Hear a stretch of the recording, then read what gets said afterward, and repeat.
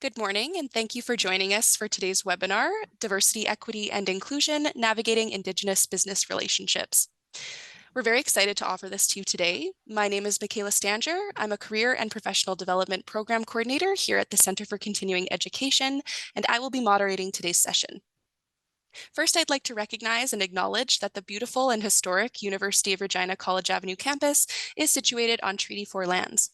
This is the territory of the Cree, Saulteaux, Dakota, Lakota, Nakota, and the homeland of the Métis-Michif Nation. Today, these lands continue to be shared territory of many diverse peoples from near and far.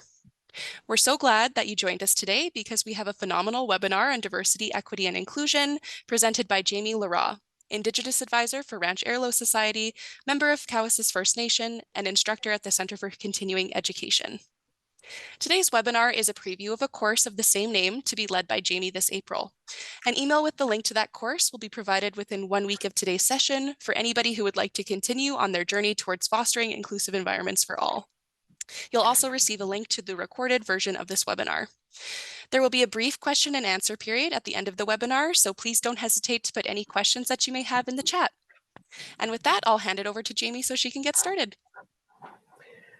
Thank you, Michaela, very much for that lovely introduction.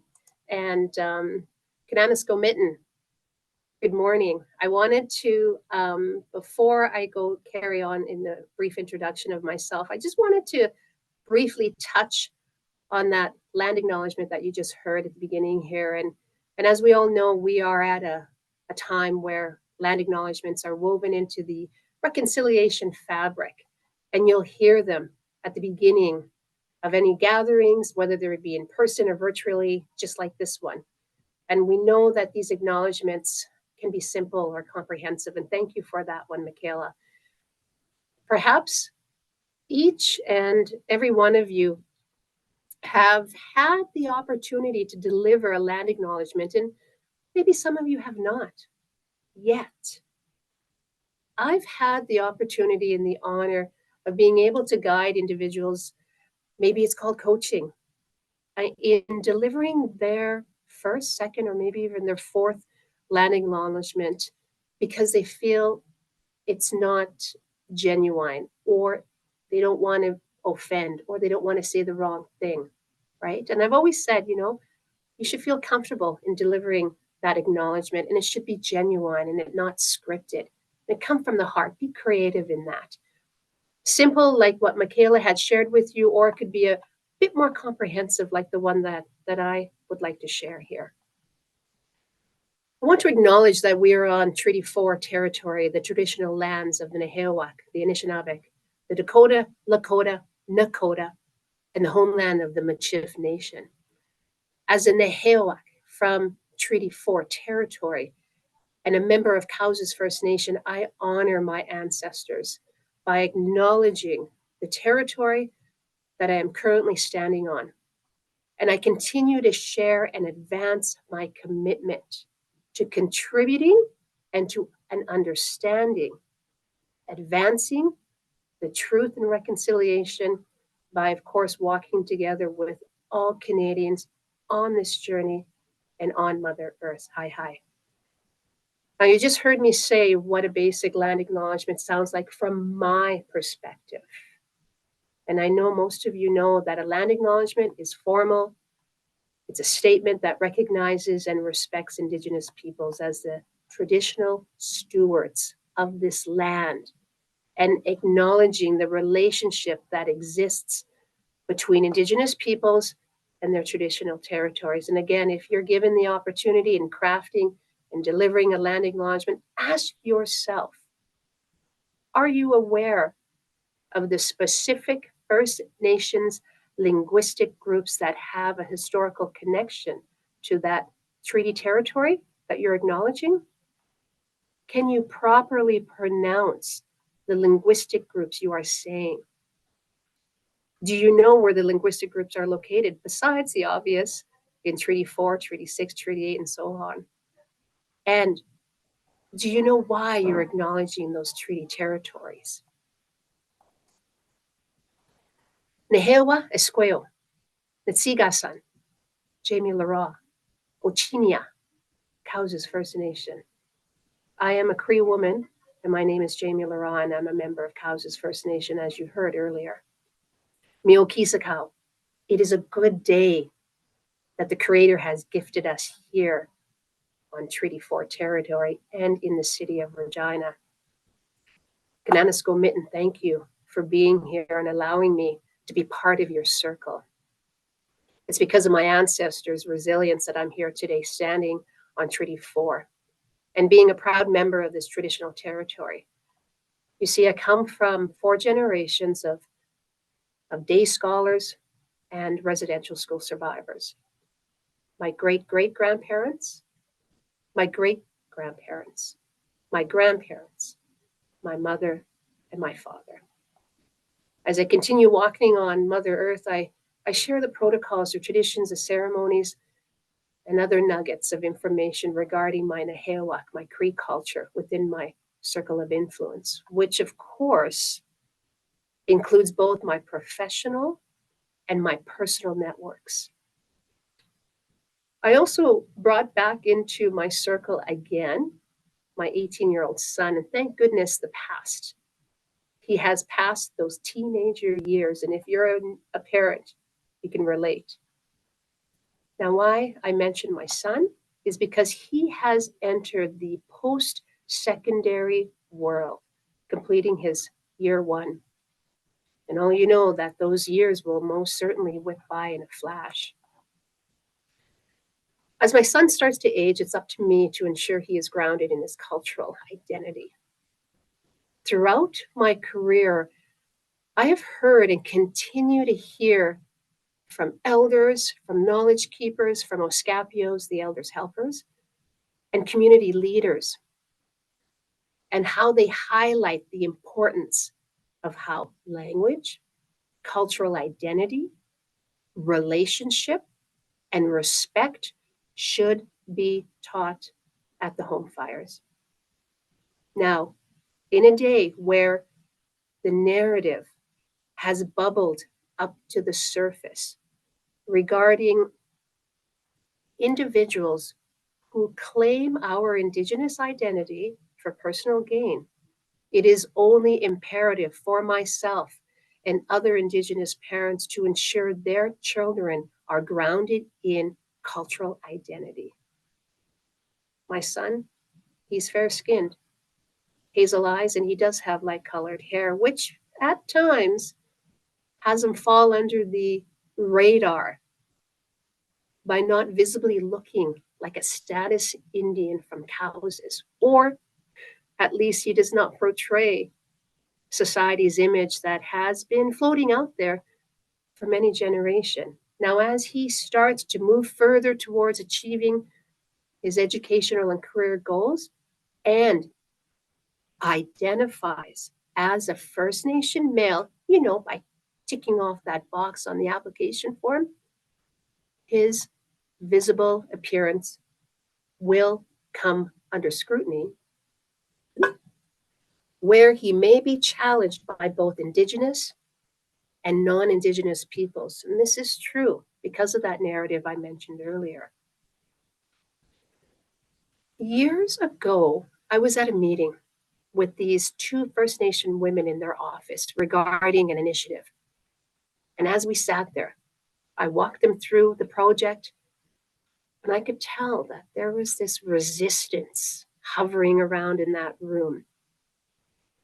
Because when I was sharing, the feeling that I was getting was, who is this white woman coming in here showing us what we could or what we should be doing? Seriously, that was the atmosphere I was sensing in that room, because it was their body language, their facial expressions, and their tone and voice. And it wasn't until a friend walked by the room that we were sitting in and came in, and greeted me because we hadn't seen each other for a number of months. And then they turned to these 2 individuals sitting at that table and they said, "Hey, you guys, do you know who this young lady is? Blah, blah, blah, blah, blah."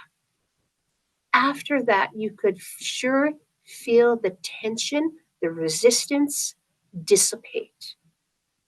And what it opened up was a welcoming environment and a change in the acceptance of me being brought in their circle. I only share that with you because as a Wapashu, Nehewa Esqueo, a fair-skinned Cree woman, I have been scrutinized. And I fear my son will also be as he enters into the work journey.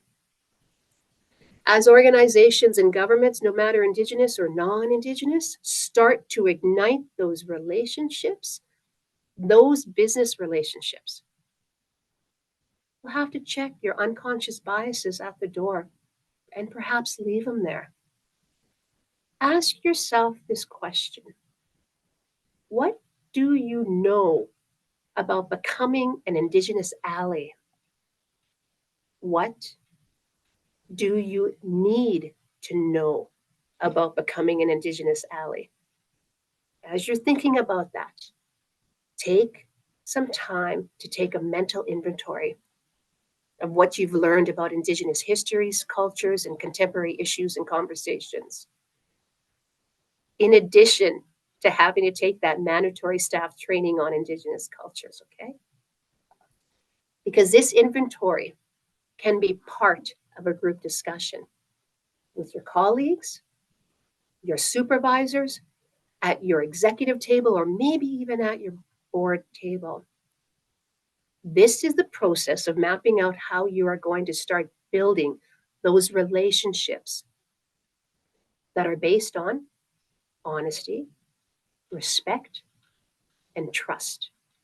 Now, these principles are not only the 7 grandfather teachings, if you know what I'm talking about, but also the foundation for behavioral change that will direct your path towards allyship, partnerships, and relationships.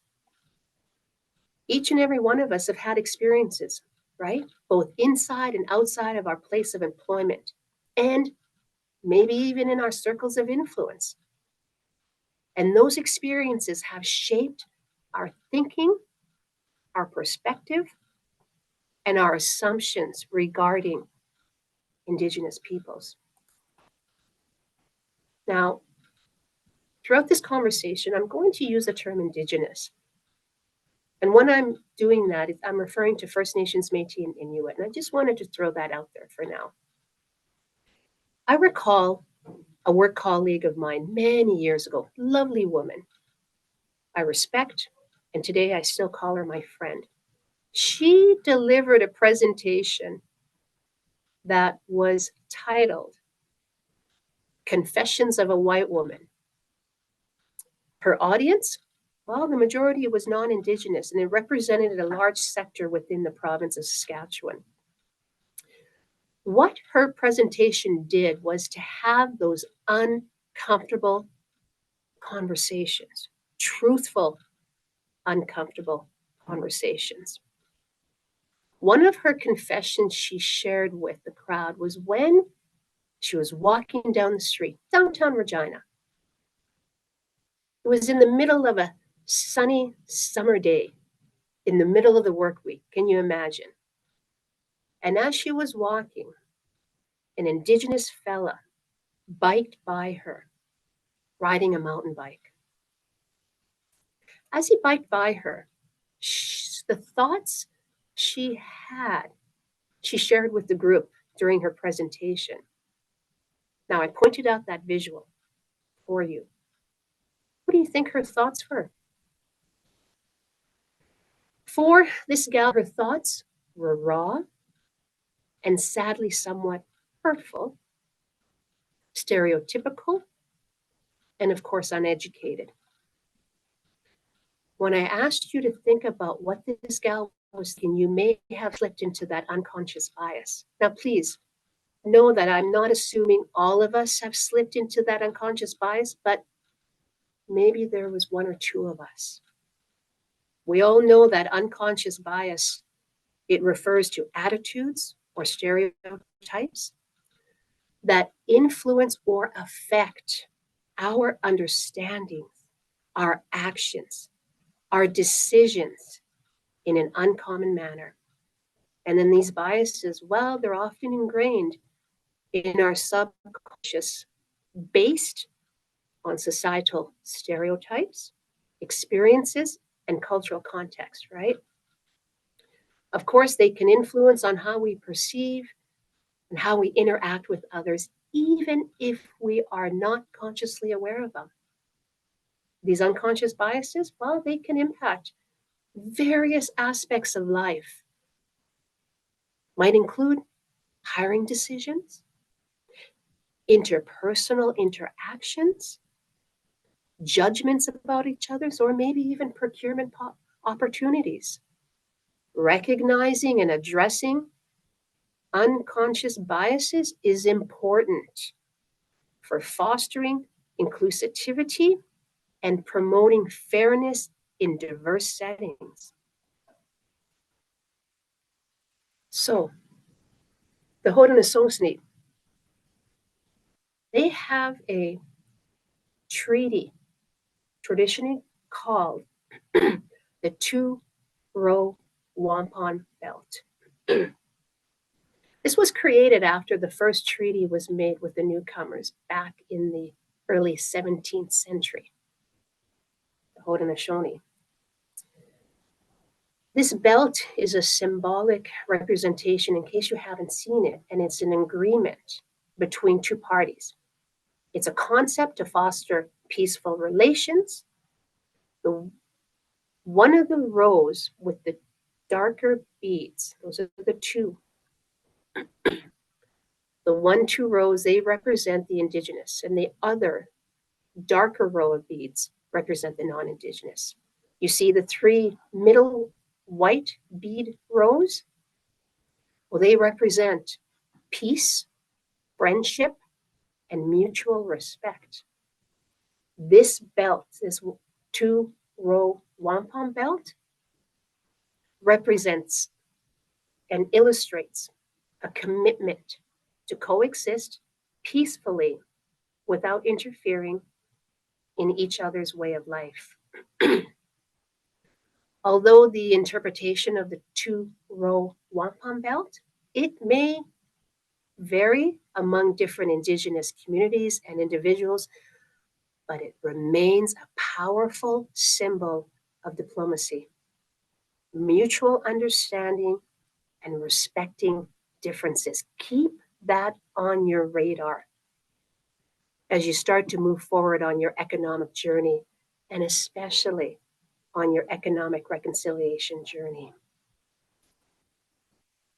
Now, this provides you with a quick snapshot of First Nations, Métis, and Inuit in Canada based on the 2021 Census Populations Statistics Canada. Now, we won't go through these statistics. I just wanted to point out that during 2016 and 2021, the First Nations population increased by almost 10%, and almost 60% live off the reserve. During that same time frame, 2016 to 2021, the Métis population increased by just over 6%. I highlight this because Indigenous peoples are the fastest growing population in Canada and the youngest population in Canada. Again, something else to keep on your radar from time to time, because we must not allow those unconscious biases, again, influence our decisions. Indigenous peoples, they fully understand how Canada works. Dependence on government funding perpetuates poverty and despair among our Indigenous communities. You will continue to hear that statement from our Indigenous leaders and even from our elders. Therefore, economic independence is essential, and it's now achievable, even with all the constraints that exist on our nations and our communities, whether it be through the Indian Act, the reserve system, and the complex laws and regulations that constrain our freedoms. We must be cognizant that reconciliation, well, it's not just a donation or a corporate responsibility program or a marketing tactic. There needs to be real accountability Corporate Canada, in this case, Saskatchewan, they need to walk the talk. And as I say, carry a big stick. Now, there's barriers, of course, right? And they're broad, ranging from working with suppliers to acquiring competitive pricing or opportunity. So, in other words, being part of the procurement process when yourself or your organization is sending out those requests for proposals, those invitations, right? The other day, I listened to a May 2022 final speech by the then Bank of Canada Deputy Governor. And he talked about their support and contributions to advancing economic inclusion and opportunity for Indigenous peoples. In his speech, he did indicate the bank's mandate to promote the economic and financial well-being of our country and Canada and all the peoples that are within this nation. So like the Bank of Canada, showing the strong leadership to supporting economic reconciliation, so must corporate Canada, so must you, so must your organizations. And when you're making those promises, live up to them. Because there's been a history of mistrust. It's been floating out there between Indigenous people and non-Indigenous people that stems as far back as to when the treaties were first signed. Remember, reconciliation is not a donation, because to move from poverty to prosperity, Indigenous peoples and their businesses need to be included, and they need to be woven into that economic fabric. If I was a fly on the wall, or let's say I was in the same room, or even sitting at the same table when your business leaders, the representatives, or maybe even you are sitting down, having coffee and talking about reconciliation, I'm going to say, I need to know more about that promise, right? That commitment that you're about to make, I want to know more about it. I might even want to ask, what is your action plan? What is your strategy? What are the key performance measures? What is your timeline forward? And does that all involve a stronger commitment that is crafted into policy? Or maybe it's just a memorandum of understanding, an MOU. You know, I heard a First Nation leader once refer to an MOU as words without concrete action and accountability. Just want to throw that out there and allow it to marinate with you for a while. Because I am a firm believer that for Indigenous people to move from poverty to prosperity, it is imperative for Indigenous people and their businesses to be included. And it starts by having conversations. It's about building relationships and giving Indigenous peoples, their businesses, their communities, a fair slice of that pie. As an organization or a representative of your company, are you purchasing from Indigenous owned businesses? They're out there. Gas stations, landscaping companies, plumbing and heating, catering, coffee shops, and so forth. Okay? Again, allow that to marinate. This is a process that's not going to occur overnight. A month, a year, maybe not even in your fiscal year. No, it will take time. Building respectful, genuine relationships take time, and it's going to be much work required by all parties. And it may start with ceremony. I was approached and accepted the honor one time to take the lead on a project here in the Queen City, Regina. After pulling together a group of Indigenous elders, knowledge keepers, elders helpers, language keepers, and Métis old ones, we started this whole project. We started off with ceremony. And that ceremony took place in the facility where the facilitation and the project were going to occur. Part of that beginning of that project, when I mapped out the process, there was no resistance in that path that I was suggesting, but there was many questions and there was much learning to be done. And unfortunately, there was also an urgency coming from the representatives of that organization that owned that facility. Now, being the lead on that project, there were a few times where I indicated, Cheshwa, wait, hang on, let's pause. And let's have a conversation, an uncomfortable conversation between myself as an Esqueo, an Ehewa Esqueo, Cree woman, and these non-Indigenous representatives. You see, what was happening was these non-Indigenous individuals were being told and led by another Indigenous individual who was not part of the project. And they were telling them how the project should unfold, how it should move forward. And their direction and their suggestions was almost contradicting the direction that I was providing. So you could imagine these two non-Indigenous individuals were being quite confused and being pulled in different directions. I mentioned to you that I was an Ehewa Esqueo. I mentioned that term moments ago. Because when I approached to guide the non-Indigenous individuals on this journey, I had to reiterate that this journey, this direction, was coming from my Cree lens.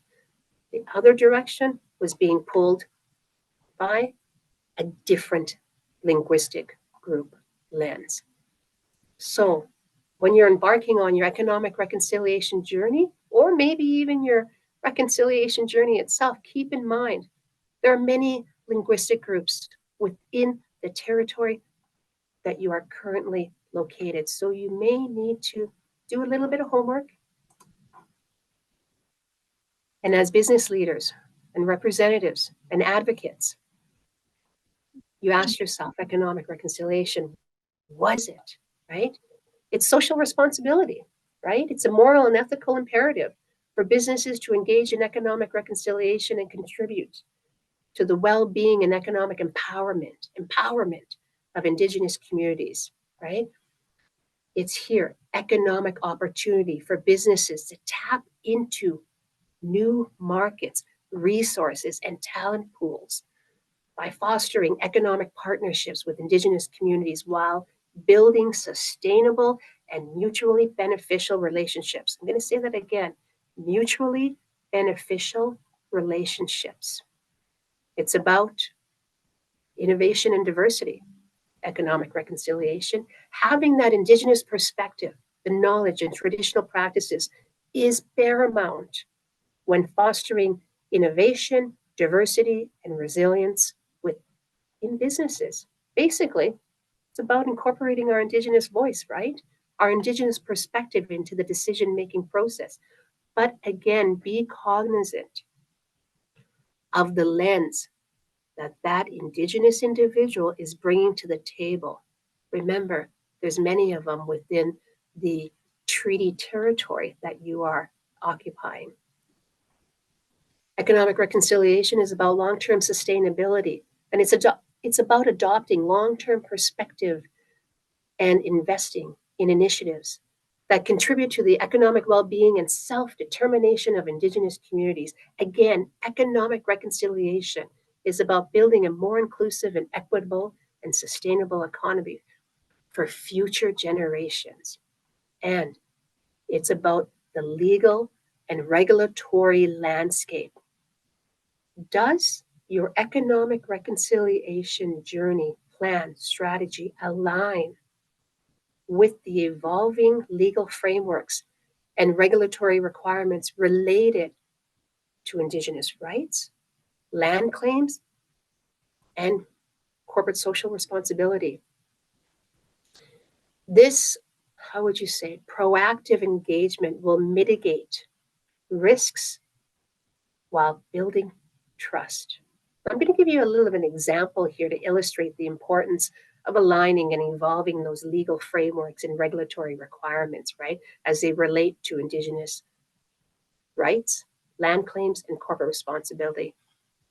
Let's say there's a mining company planning to develop a new mine on traditional First Nation territory. Before proceeding with that project, the company must engage in meaningful consultation and accommodation with the Indigenous community whose land may be affected by this development, right? The consultation, it means you must have an open and transparent dialogue with this community to understand their concerns, their perspectives, and their interest in the proposed project. The accommodation, what that means is to take steps to address and mitigate potential adverse impacts of the project on Indigenous rights, lands, and livelihoods. Now, those might look like accommodation, might look like revenue sharing, might look like employment and training opportunities, might look like environmental protection measures, and might look like cultural preservation initiatives. All of this shows your respect of Indigenous rights, honoring the treaty obligations, and of course, adhering to the applicable laws and regulations. Doing this not only helps mitigate the legal risks and potential conflicts, and we all have seen those in the news from time to time, but it also fosters trust, collaboration, and long-term partnerships with Indigenous communities.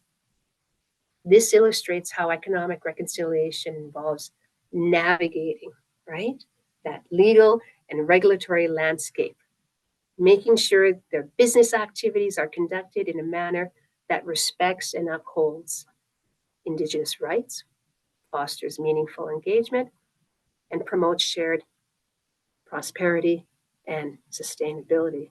Overall, it's not only a moral imperative, but also a strategic opportunity for businesses, right? Now, the duty to consult. We've all heard it, right?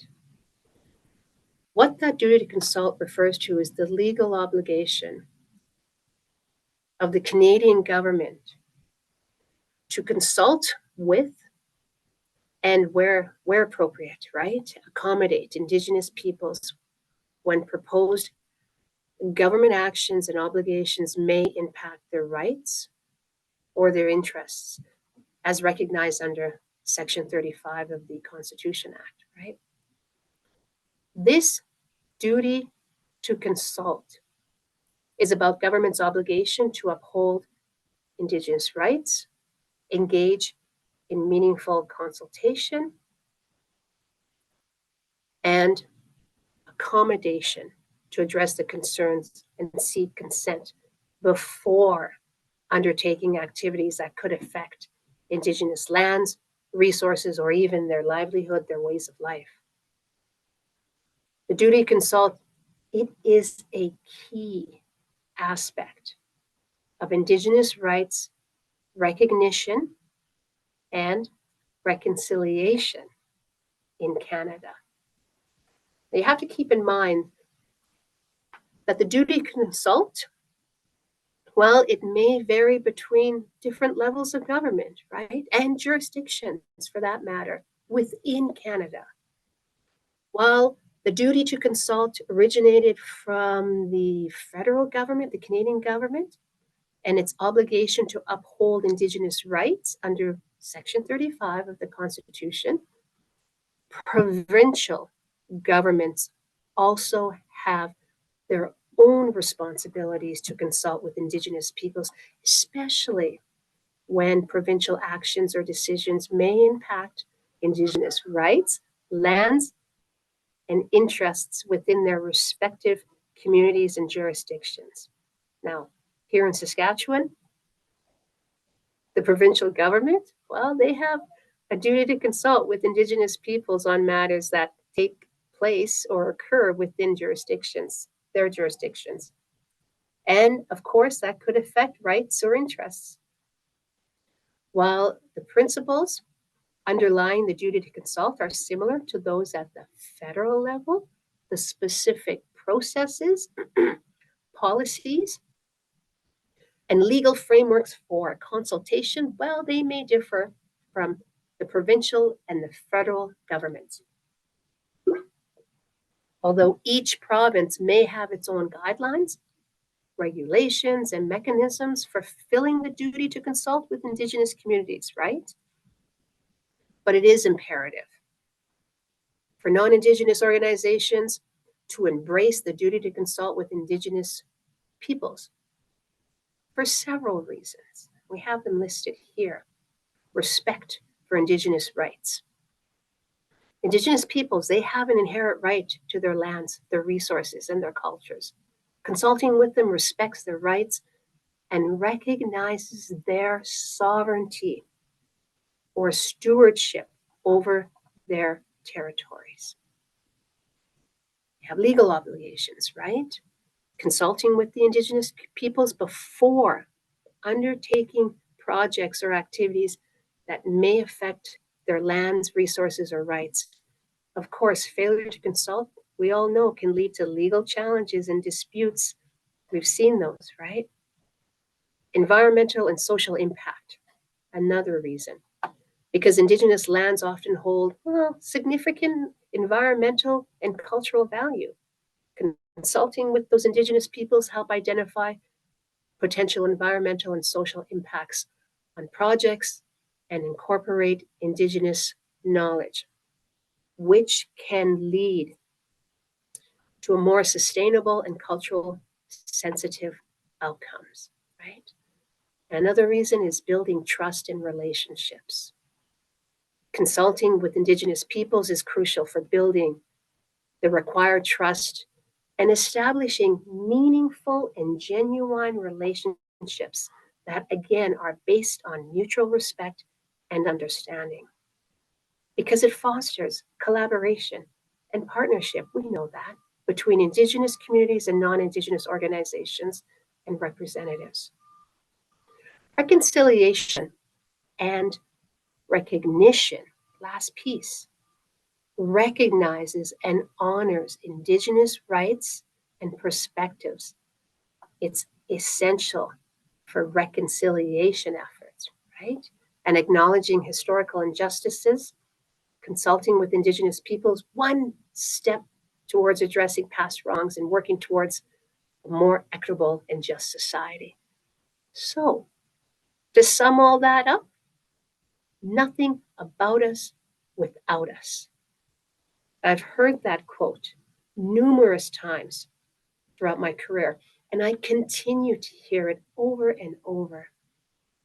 You know, I ran into an old acquaintance of mine a couple of months ago, and because there's been many years had passed since the last time we saw each other, we shared each other's current activities and how our life journey has been going and which direction that road is leading to us and so forth. And when this individual shared their role at a predominant organization here in the Queen City, Regina, I was a bit surprised that they were leading their organization's Indigenous strategy. Now, why do you think I was surprised? This individual is perfectly capable of managing that huge project. I was surprised because this individual was not Indigenous.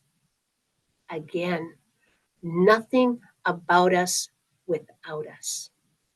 So when you're crafting your Indigenous strategy, ask yourself, who will be leading that vision? Who will be responsible for the outcomes? What are the themes of the strategy? Does it include talent acquisition? Does it include succession planning? Does it include staff professional development? Does it embrace diversity, equity, and inclusion? And does it support economic reconciliation?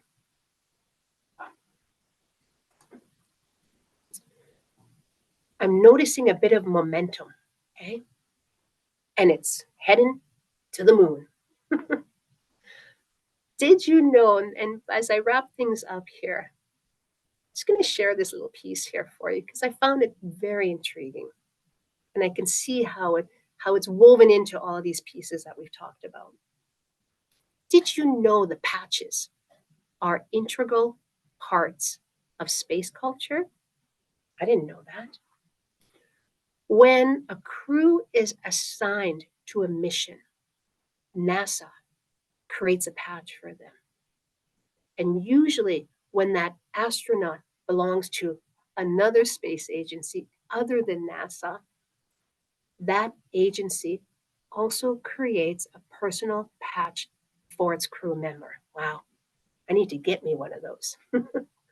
The patch reflects the mission's objectives, some personal preferences of the astronaut who wears it while walking here on Mother Earth and in space.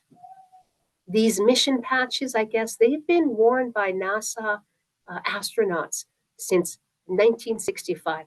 That was a good year, for those of you who know me. But by the Canadian Space Agency astronauts, they've been wearing those patches since 1984, which is when the first Canadian flew in space. Little tidbit of trivia for you there, hey? Now we have this Canadian astronaut, Jeremy Hansen, and he's set to fly to the moon in September 2025. As you can guess, his patch represents his own mission and the First Nations cultural ways of knowing. Wow.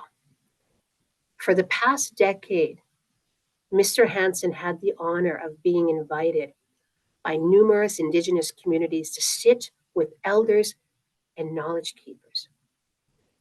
And during those visits, the elders and the knowledge keepers gifted him with the knowledge and teachings, which Mr. Hansen said he carries with him now as he prepares for his mission to the moon.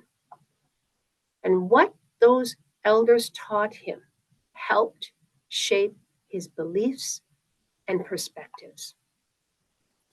Now, this Canadian astronaut, Jeremy Hansen, visited First Nations University of Canada here in Regina earlier this month. They were honored to have his presence. And while he was there, he shared the time that he spent with the Indigenous elders and unveiled this Indigenous design patch that he will be wearing on his upcoming moon mission for September 2025. This patch itself, well, it was created by an Anishinaabe artist in collaboration with a leader of the Turtle Lodge in Sagkeeng First Nation in Manitoba. And as I shared earlier, this lens of the Anishinaabe culture does not reflect all First Nations and Métis cultures, but again, linguistic groups have different protocols, ways of knowing, teachings, and so forth. And as you take a look at this patch, you'll see the 7 grandfather teachings. Earlier, I mentioned 3 of them. Can you remember them? They were honesty, respect, and trust. And the other 4 you see here are love, courage, wisdom, and humanity. Now, to understand what each one represents, I would recommend you do a small search and understand them. And if you want to take it a little step further, go to the Government of Canada's Space Agency website to learn more about this. That's one step for Jeremy and one giant leap for Indigenous peoples, as I like to say. Hearing about this, we can start to see the momentum of how our First Nations, Métis, and Inuit ways of knowing and our worldview is being braided into processes and being included into projects and initiatives, going all the way up to the moon, right? And if the Canadian Space Agency, and particularly Jeremy Hansen, can invite the voices and the perspectives into their circle, you can too. So I ask you, what's in your wallet? No, I'm kidding. No, I'm just checking to see if you're still with me or if you're spaced out on me here. What I mean is, what will be on your patch? And I always say, leave them laughing on a high note, right? Kananasko Mitten. This journey is going to be interesting. It's going to be fulfilling. There'll be challenges as you go through the processes and you have your lens. There may be some uncomfortable conversations along the way, but that's part of the process and part of the journey. Thank you. Kananasko Mitten.